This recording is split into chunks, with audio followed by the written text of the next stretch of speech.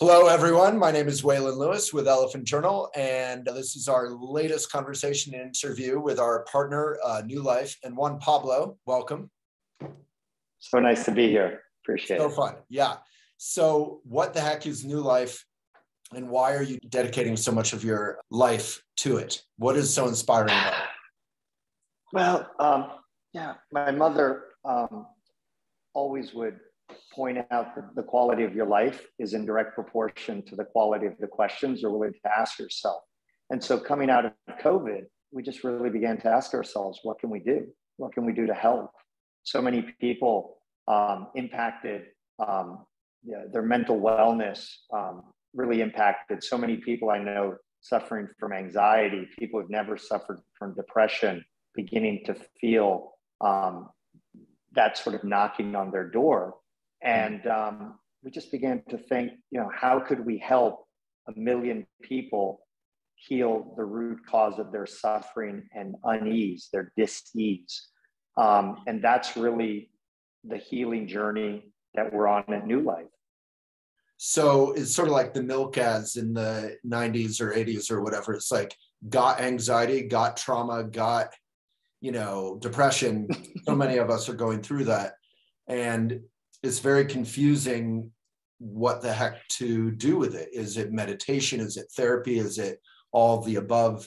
And in this case, so tell me about what Nue Life offers. So all those therapies are extraordinary. My mother taught Ashtanga yoga and TM, transcendental meditation. I was raised a Quaker in Latin America. She was a child of the 60s who took Timothy Leary's advice, tuned in, turned on, and somewhat dropped out. Right. And it was a beautiful way to grow up. The reality, though, is for most people who are suffering from anxiety, depression, those modalities aren't actually strong enough to help them reboot and reset. And they need something to help elevate their mental state and sort of blast them out of where they are. And once they're in that elevated new mental state, then the question is, how can we help keep those people in that elevated mental state using breath work, meditation, yoga, music therapy, etc. And so what we're doing is we're leveraging ketamine therapy, so a dissociative psychedelic type therapy that people can do in the comfort of their home. They do generally 6 sessions. Each session takes about an hour and a half. They do it in the comfort of their home with a loved one or somebody acting as a sitter. We offer virtual sitters to also support the experience.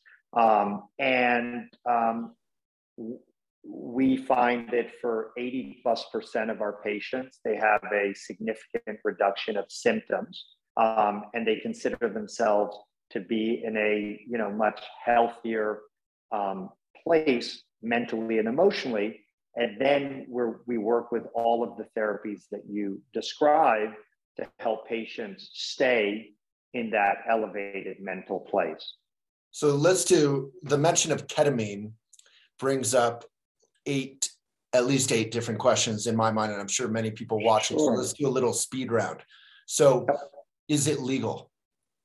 Absolutely legal. Ketamine has been legal since the 1950s. It's the most common anesthesia used in hospitals around the world. So is it safe? It has the safest safety profile of all anesthesias that are used in hospitals. It's actually the anesthesia of choice. If somebody comes into the hospital, after a motorcycle accident or with a gunshot wound, and you have no knowledge of the patient's medical history, an anesthesiologist will often reach for ketamine, given its incredibly safe safety profile. And is it addictive? Absolutely, it's addictive. There's people in the space that will not acknowledge that, and we absolutely treat this as a potentially addictive drug. And that's why The reality is many companies, well-intentioned companies in this space, are actually trying to substitute monthly or quarterly ketamine treatments for daily antidepressants. As you may know, antidepressants don't work for about a third of patients. And even for the patients they do work for, there's often very negative side effects. Loss of libido, weight gain, and more importantly, most people don't want to live in sort of the gray zone that antidepressants put people into, where they don't feel the lows, but they don't feel the highs. Monthly and quarterly ketamine really can help maintain people in that elevated mental state. On the other hand, there's always the risk of addiction, and so or dependency. And so what we're doing is really trying to use 6 ketamine treatments on the front end to help people reboot, reset. It's almost like the Control-Alt-Delete to get your phone working right. And then once it's working right, our goal is, how do we help most of our patients not to need more ketamine because they've actually addressed the root cause of the underlying drivers of their depression or anxiety or PTSD. So what we're really focused on is using ketamine to push out of the way the blockages, the scars, all of the roadblocks that are keeping people from making progress with traditional therapy, through meditation, through yoga, through breath work, whatever the modalities that they're trying to use to heal, but they just can't use those modalities successfully because there's just too much going on. I love that you acknowledged that. I mean, we at Elephant, we love to work with responsible folks and companies in the space, and we're always being confronted with every trend, and often trends come out of great things, but they're often taken advantage of by a lot of companies who kind of cheapen it, or just going for the gold, but not the service. So tell me a bit, coming out of speed round land, I guess my final question in speed round land would be, is it affordable? Because you offer a lot around the actual treatment, around the actual drug. You offer a lot. Yeah, that's and thank you for mentioning that, and that's very important to us. So the ketamine is just a tool. We aren't per se a psychedelics company. We're a mental wellness company, and ketamine is a very strong, powerful tool on the front end to help our patients blast out of their depression, anxiety, and address their trauma. But super important, what happens from going forward? And as you say, we're interested in not only serving the affluent, but we're interested in offering therapies that can serve first responders, that can serve veterans, that can serve indigenous populations, that can serve people coming out of incarceration. And ultimately, we want to be able to help the urban poor. And so what we ask ourselves from day one is, how do we lower the cost of existing ketamine and other therapies 60 to 80% while elevating the standard of care? Because if we can lower the cost and elevate through technology the standard of care we offer our patients, we're going to be able to make these therapies accessible to a whole lot more people, and a whole lot more people from underserved communities that really could use this healing. And so, yeah, I'm very, very proud that we've already lowered the cost of existing ketamine therapy by 60 to 70%.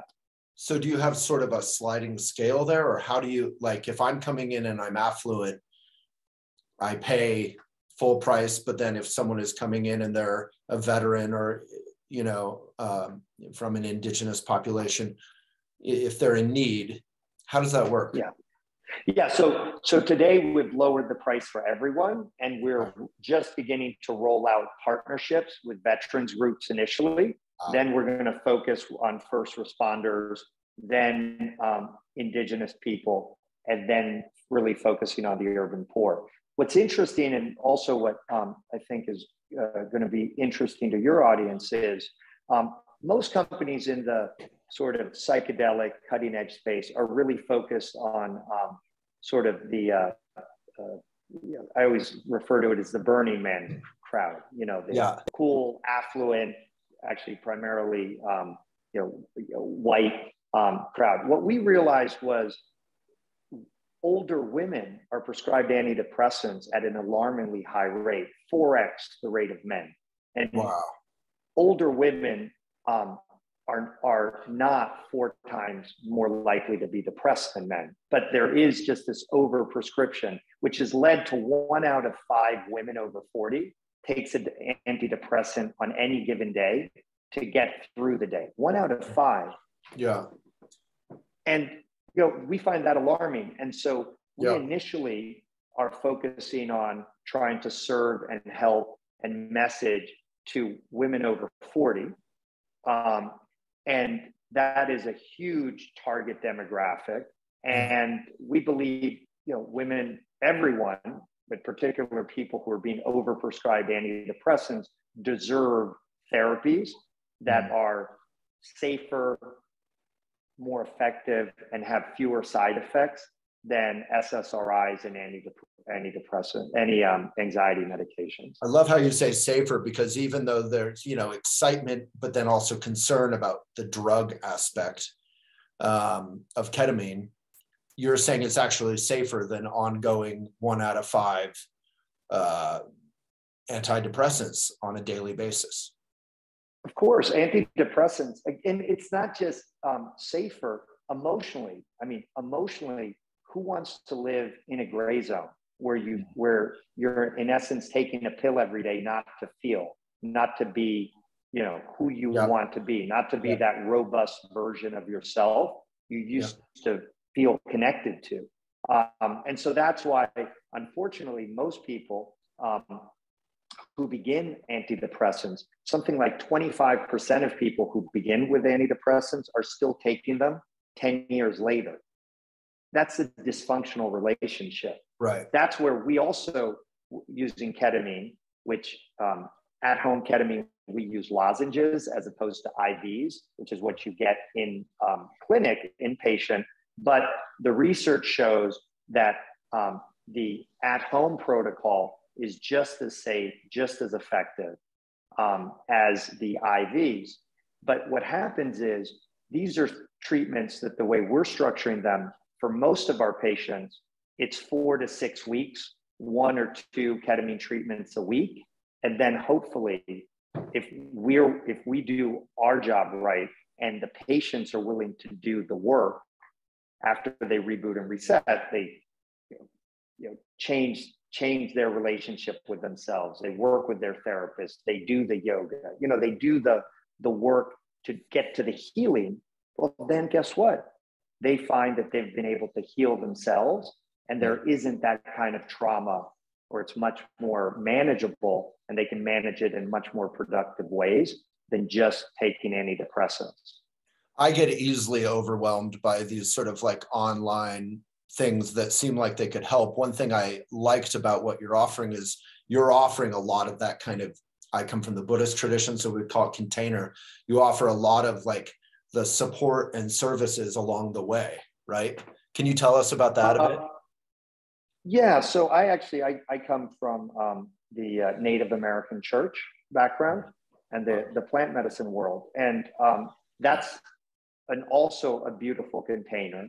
But unfortunately, in that container, the ceremonies and the container we're creating is very healing and nurturing. But often, as a community, we don't help people with the integration and the aftercare. Right. And so what I really thought, inspired by what we do so well in the Native American church, in the indigenous traditions, is how can we create a beautiful container for the experience? And so we designed our own music player and really try to create a beautiful curated experience that our patients go through while they're going through that hour and a half of healing with the ketamine. But then we've created a whole suite of online tools and online integration and group therapy sessions to help patients integrate the experience. I love that part. That part. Yeah, and for us, that's where the healing occurs. What so many people in our society are constantly looking for the quick fix. And exactly. I'd be dishonest with anyone who's listening to this Facebook Live if I said that this is easy. Just, this is not give us 9 hours of your time, 6 1.5-hour sessions, and you're healed. Right. If you give us that, we will put you in a place where deep healing can occur. But ultimately, it's going to be up to you to do the work and help heal yourself. And we can help you facilitate that journey of healing. But each and every one of us needs to walk through that door. I love that. With our support, with our love, and we're going to hold you by the hand, but you're going to have to step with us and you're going to have to walk with us. I love that. Yeah, I love that there's the support on the one hand you're offering, but also on the other hand, you're saying this isn't like fast food drive-through. Like, you actually have to show up, and it may not be 1,000,000 hours or 1,000 hours or even 100 hours, whatever, but it's like you have to show up. And like, to have the group, do you call it group therapy or just the group? Yeah. Just cohorts, have groups, some reference exactly. point. Like, what the heck am I doing? What time of the day should I do it? What should I do before or after? So you've said a few, I do want to encourage questions from anyone watching. We do have a question, Brenda, and I will get to that in a second, so stick around. So you've referenced a few times something that, again, coming from the Buddhist tradition, perhaps the indigenous or Native American church traditions, is important. That you said there's some fundamental healing that happens. It's not just, what do you call it? Like surface level kind of. Yeah. So tell me about that. How does that work? Well, yeah. So I think we've all had that experience that most of us suffer because, and this is a very Buddhist concept, because there's this feeling that I'm here and happiness is there. I'm here and enlightenment is there. I'm here and fulfillment is there. And what most people believe is that they need something to get from here to there, right? And so whether it's money or influence or more followers, I need to be thinner or more beautiful. Right. And so you're always grasping. Well, what these therapies allow you to do is to reframe that and realize that you don't need anything to feel that joy, that fulfillment, that connection, right? That there's nothing between you and what you're trying to achieve.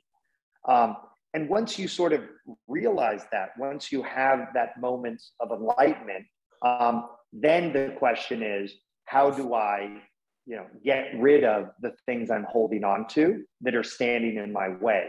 And so it's almost that what these ketamine therapies, they help people reboot and reset. They help people reframe trauma, and they help people come out of that experience feeling very, many people very sort of open and uplifted and ready to make some profound changes. And then the next, like every journey of 1,000 miles, it starts with a first step. We help you take that first step that a lot of people have a hard time taking because of patterns of thinking, because of deep trauma, etc.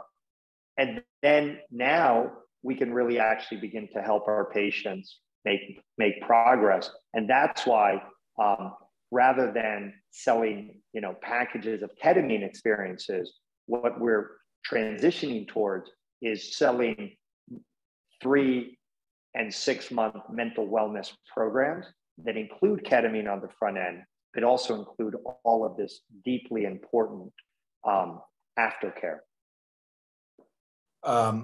So my fiance, who is from Ecuador, actually, just did a cacao ceremony.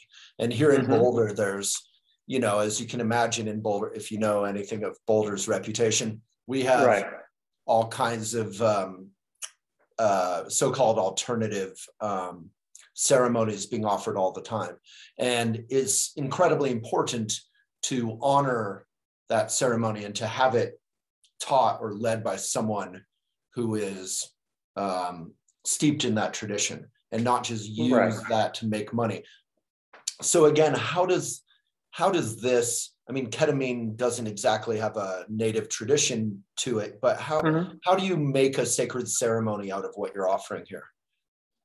Yeah, it's really creating the container. And so all of our patients that we're working with, and just to be clear, fewer than 25% of prospective patients end up being accepted into our program. So we're not a pill mill. We're trying to be very thoughtful in terms of who do we invite into our program, because we acknowledge that these therapies aren't for everyone, and we need to, as an emerging industry, we need to be much more sort of rigorous and hold ourselves to a higher standard. So the first thing is we acknowledge that these therapies aren't for everyone. How do you determine? How do you determine if someone can safely or fully do it? Right. So there are certain, disqualifying conditions, but also we encourage our welcome team to really enter into an honest dialogue with the prospective patient. If the prospective patient is looking for a quick fix and they aren't really interested in doing the work, well, we can wish them well and, wish them success on the journey, but we need to work with patients, for instance, who are prepared to do the work and understand it's going to be hard. And so I love that. Again, it feels like you're a responsible member in the space, and that's incredibly, I'm glad we're talking. Yeah. And so what we do is we help patients set an intention, much like in Buddhism or in the Native American church. Before you go into an experience, you really need to think, honestly, what are you hoping to get out of it? And honestly, what are you willing to put into it? And so we really, help our patients, frame this experience and recognize that they're, undertaking something that is important or meaningful or divine, depending on, the language that they're more comfortable with. And so by setting the intention and by working with us to curate the playlist, and we've created our own music player, because there's a sort of arc to music that works where, the ketamine comes on for about 20 minutes, you have the peak experience for about 45 minutes, and then slowly the experience tends to wane. And so, it's almost if if somebody likes the Beatles, as it comes on, maybe, you're playing Here Comes the Sun, and then you're playing some tracks off, Sergeant Pepper's, then, then as it winds down and you're really feeling vulnerable, you're listening to Hey Jude or Let It Be. And then, maybe it just ends with, a really soothing song at the end. So we help create the container through the music. And then what's really important, Hey Jude alone has that entire arc. Yeah. Right. But the whole point is we have a whole musicologist who helps patients curate their playlist based on, the experience of our patients. And then what's really important is, like everything in life, you have the experience, but, how do you frame the experience going forward, right? Like it isn't, all of us, whether it's a love affair or relationship or going to Burning Man, you come out of it and going through it was one thing, but then how you remember, how you hold on to the experience, how it affects you in the future, you have to manage that also. And that's what our integration team, through journaling, through, and even, for instance, being able to go back to that playlist. So let's say, you 6 months ago had gone through our program and, life is happening and, some things triggered you and you feel like you might be falling back out of this elevated mental state and you're concerned. Well, one thing that, our team might suggest to you is, hey, why don't you go back and read the journaling that you did coming out of the experience, if you're somebody who liked to journal, or perhaps you reconnect with the playlist that you felt most satisfying and fulfilling that you listened to, and maybe connecting with that playlist will bring your brain back into the mental place where it was just coming out of the ceremony or out of the ketamine experience. And so, there's a lot of small ways to reconnect you with this optimum mental state that don't involve necessarily taking more ketamine. If on the other hand, we try all those things and, you seem to be not making the kind of progress to re-elevate the way we're hoping, maybe an additional 1 or 2 or 3 ketamine experiences could be helpful, but that's not where we start.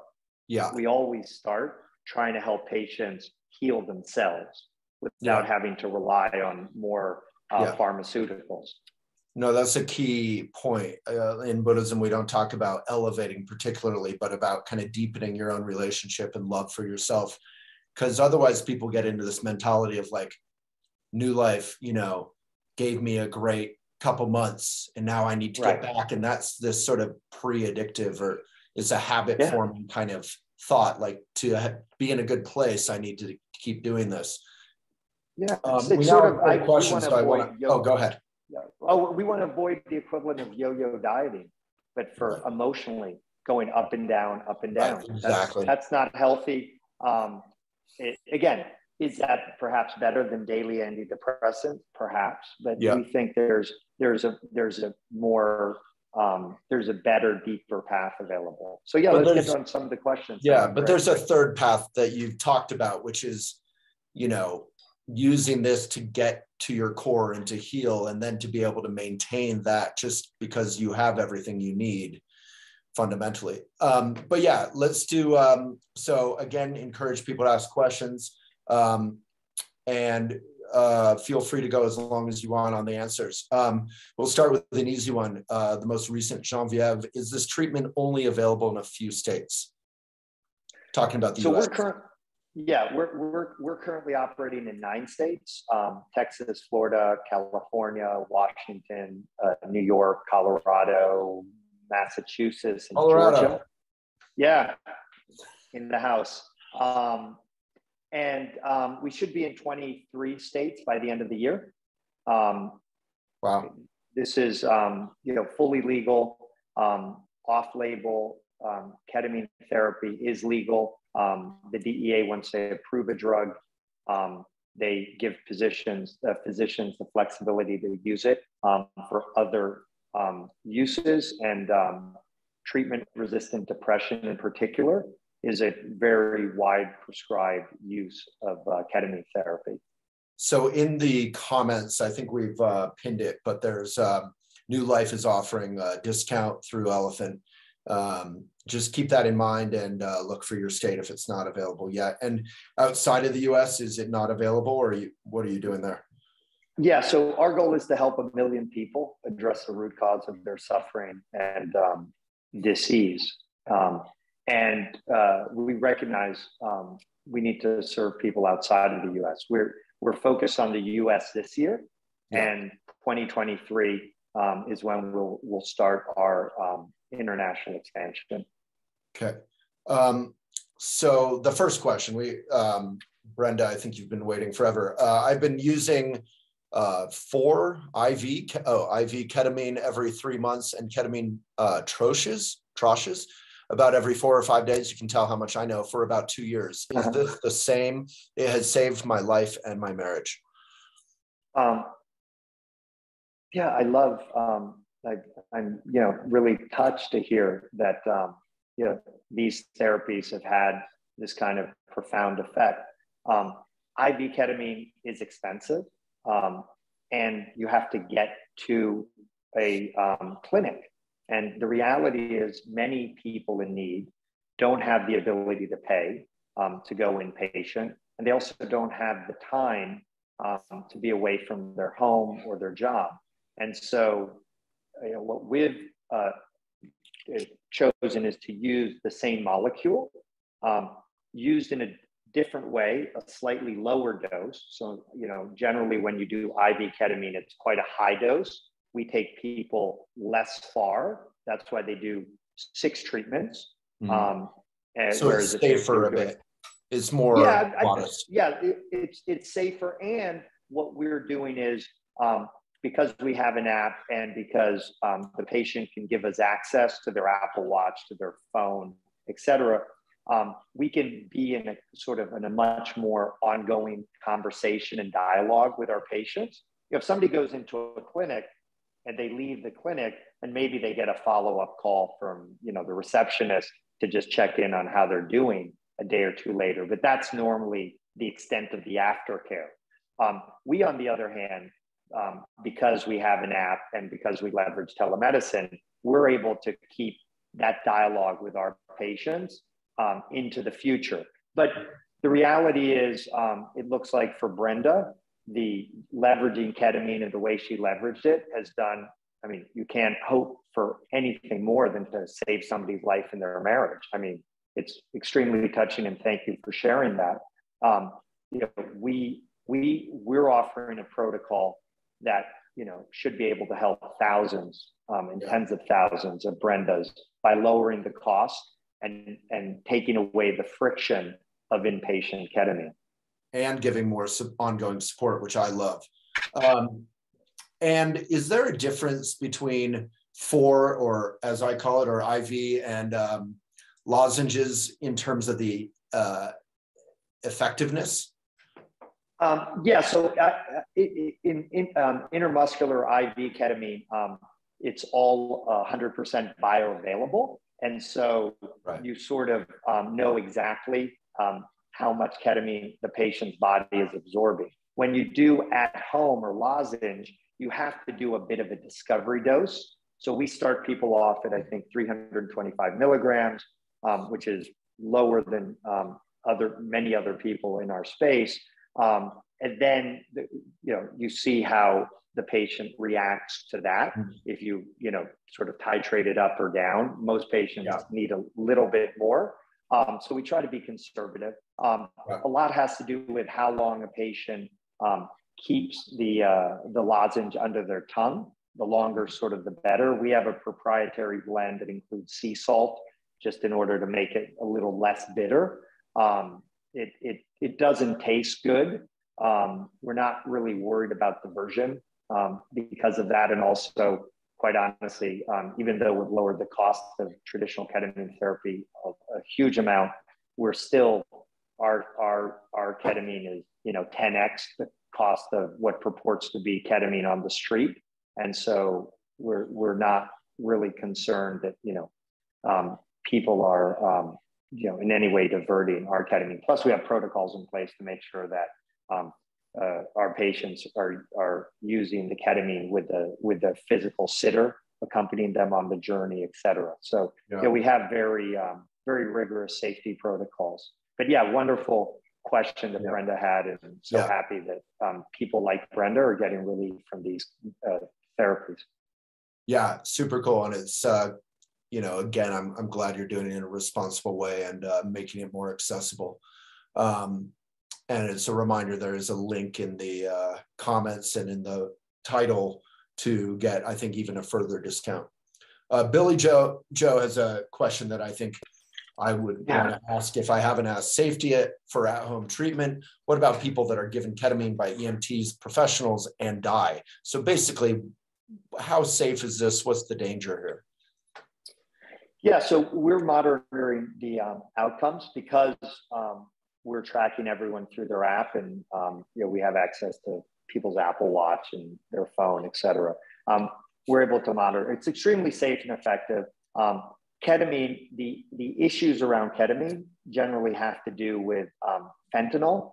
And so I'd make two comments. One, when an EMT comes into a home and starts giving, ketamine, it's normally, there's normally a reason, and that's sort of, a very different kind of, amount that's being given. We're using relatively low amounts. We're not trying to make people completely dissociative and sort of put them to sleep the way in anesthesia. And then two, again, the real issues, unfortunately, are coming around opiates and fentanyl.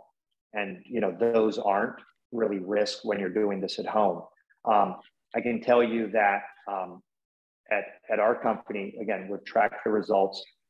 we've helped thousands of patients. We've facilitated tens of thousands of these experiences, and only once was 911 called. Only once. And by the way, that patient had misrepresented their medical history, and nothing bad happened. The person had a panic attack, and it was manageable. What I can tell you about that patient is that he tried to re-enroll in our program the next week because he had tried, he was treatment resistant, he was bipolar, and he said the only thing that had ever given him relief in the last 10 years from his trauma was the ketamine experience. And so, it was heartbreaking that we couldn't continue to help him. Yeah. And unfortunately we can't help everyone, but we're extremely aware and realistic about the risk of ketamine. That's why we use it judiciously. That's why we only prescribe it to less than 25% of prospective patients.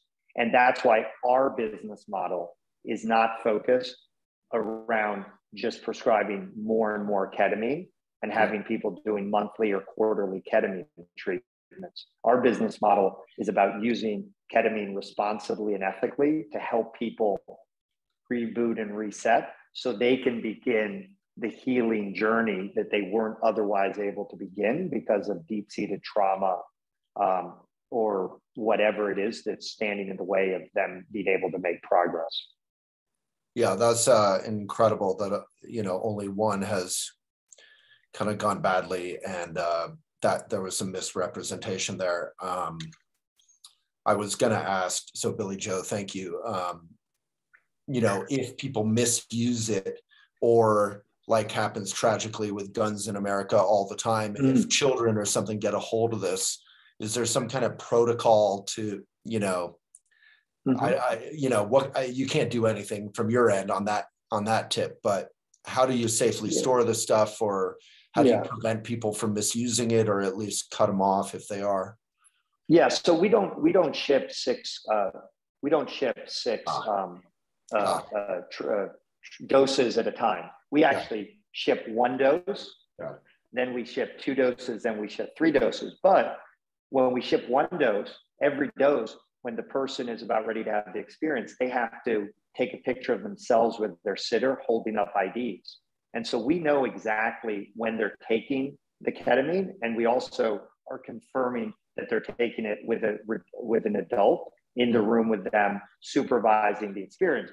99% of the time, if you're the sitter, you're just going to watch your friend or loved one laying down on bed or on a couch with eye shades and headphones for an hour and a half. You'll read a book, watch the latest episode of 9 Perfect Strangers or whatever Netflix series you're watching, and nothing's going to really go on.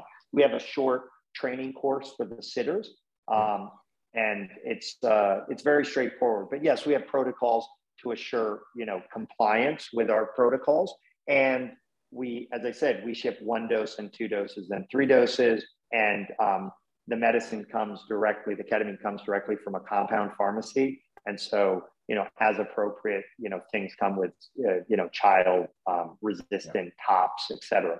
The good news is, though it has not happened, ketamine is very safe, and so if somebody were to take more ketamine than they should, and they don't follow our protocols, which, as you know, unfortunately, people don't always follow protocols.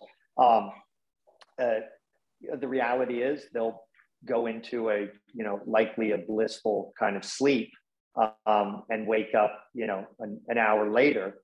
The good news from our perspective is we should be able to identify that happened, and then we can either, discuss it with the patient, and then it's up to the doctor to decide if we discharge the patient from our protocol, from our program or not. Generally, we do discharge the patient because patient safety and responsible use here is really not negotiable for us. Right. Again, I'm loving how, if anything can go wrong, it will. So I'm so, glad to hear how thoroughly you've thought through this. So yeah, the question kind of everyone wants to know is, how does ketamine therapy compare to other forms of psychedelic therapy, MDMT, psilocybin, ayahuasca, etc. Yeah, and I appreciate Molly for asking that question. Yeah, I'm not These are sure who all. that question comes from. Maybe it comes from Molly. Sorry. Oh, okay. Yeah. So the the these are all different tools. I'm somebody. I come from a plant medicine background, Native American church. Primarily San Pedro, which is mescaline based, like peyote. And I've worked with psilocybin, ayahuasca in that Native American container. These are all powerful tools, but they're different in terms of their healing properties. They all have the ability to help different kinds of people heal from different kinds of trauma, depression, anxiety, etc. And I think what we're going to find, as hopefully the government allows these medicines to be prescribed, we're going to find that DMT is extremely helpful, for instance, for couples therapy. You're also going to find perhaps that ketamine is really good to help people who are dealing with anxiety. We may find that psilocybin really helps people who are dealing with the death of a loved one or the death of a pet. And so what we're going to find, unfortunately today, ketamine is the one tool that we have. It is an extremely effective tool. It is an extremely safe tool. But the reality is there are other tools out there that I wish I had in my toolkit today because of politics, because of prejudice, because of the collateral damage of the drug war. Those tools, MDMT, psilocybin, ayahuasca, peyote, ibogaine, and many others aren't available. We're using ketamine today. There's people suffering today. We need to offer those people safe and effective therapies that are ethically provided. And I really, really am looking forward to when these other therapies, MDMT, psilocybin, ayahuasca, peyote, etc., are available to address one of the most important problems of our time, which is, our mental well-being. Amen. Yeah. So if Michael Pollan were president, Nue Life might be offering all these different tools for different purposes, right? For couples, for whatever. Mm-hmm. I like a lot of people was a bit more optimistic that the Biden administration would make, more deliberate work here. I mean, we have to acknowledge that the reason these compounds, were criminalized after the incredible research that was done on LSD and MDMT in the 50s and 60s was really, prejudice. The reality is the drug war, at its height, put 2.1 million people, mainly people of color, 80% being people of color, into jail. I'm a victim of the drug war. My uncle spent a significant amount of time in jail for cannabis. My brother's been incarcerated for cannabis. Last year, 2021, instead of 2.2 million people going to jail for drug crimes, it was 2.1 million. So the drug war is still being waged. It's really a war on the urban poor and people of color. And what's the tragedy is not only are those communities deeply affected by the injustice of the drug war, it creates a huge amount of collateral damage in the families, the communities, et cetera. And unfortunately, these therapies, DMT, psilocybin, ayahuasca, et cetera, which are extremely safe, could be the tools for healing. And instead, they're the tools that continue to, cause problems in those communities. So, I'm very hopeful that as a society, we choose to heal rather than we continue to wage war on ourselves. Amen. So well said. Yeah, I've talked with Senator Cory Booker and others about this for years, and there's so many. I do feel hopeful that public awareness is moving. Yeah. Although, as we're seeing with Roe v. Wade, public awareness and what the government does can be completely out of sync with one another. Yeah. So final question. Amen. Amen. So final question. I know I need to let you go. Emma, you speak of people who are on SSRIs. What is that even 10 years later? Do you suggest weaning off this before ketamine therapy, or is this treatment enough to stop? Yeah, that's ultimately, that's ultimately a decision between the medical provider. What was SSRI? Sorry. SSRIs are the latest generation of antidepressants, but it's really, there hasn't been a major improvement of antidepressants and anti-anxiety meds since the 1980s. So one reason, we're sort of stuck where there's sort of new iterations of drugs and no real new classes of drugs. And so, Ritalin became Adderall, but it's ultimately just speed, right? Well, the same thing we're seeing with the antidepressants. And so Brenda's comment, which I can address generally, but this is not medical advice, is for many of our patients, these therapies will allow them to get to a place where they will feel comfortable that they can let go of their antidepressants. But what I always tell people is, let's not focus on any one goal. Let's really focus on trying to do the work. Let's focus on focus on the healing.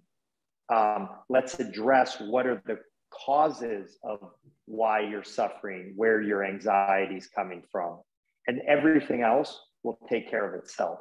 And so, yes, we see many of our patients able to wean off their antidepressants and anti-anxiety meds. Even the ones who don't still can feel a huge amount of healing through these therapies for a very accessible amount of money, and something that they can do in the comfort of their own home around their own schedule. Yeah, folks who click the link in the title or the comments, you'll see it's like it is, taking into consideration all the services and how much value there is there. It is akin to the cost of counseling or therapy. So Juan, Pablo, is there anything else you wanted to bring up? I feel like we've kind of covered it in a pretty good amount of time. It's super. Yeah, I'm appreciative you seem to be mission driven, and I hope that continues. No, I appreciate that. We're really trying to build a different kind of company here. We're a public benefits corporation, so we measure our social impact as well as our financial returns. The whole founding team of this company are people of color and women.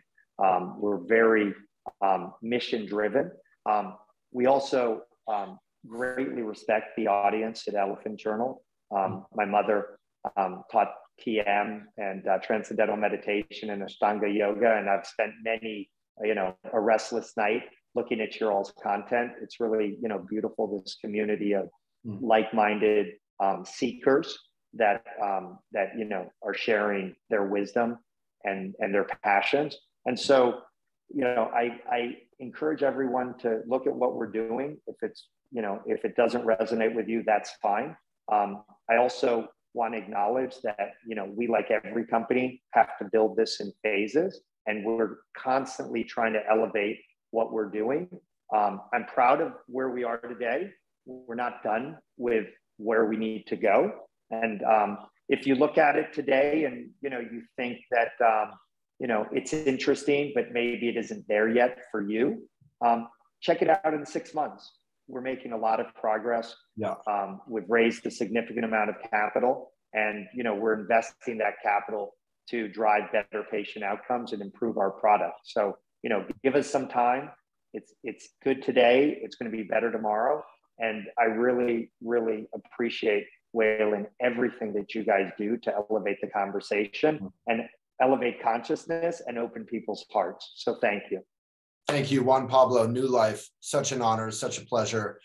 Thank you, everyone, for the questions. And yeah, at the very least, like Juan Pablo says, check it out now and keep it in mind if it's not available in your state or you have questions or concerns. I'm sure there's a way to send those in. Awesome. Juan Pablo, Nue Life. Thank you. Thank you, everyone. As we say, aho.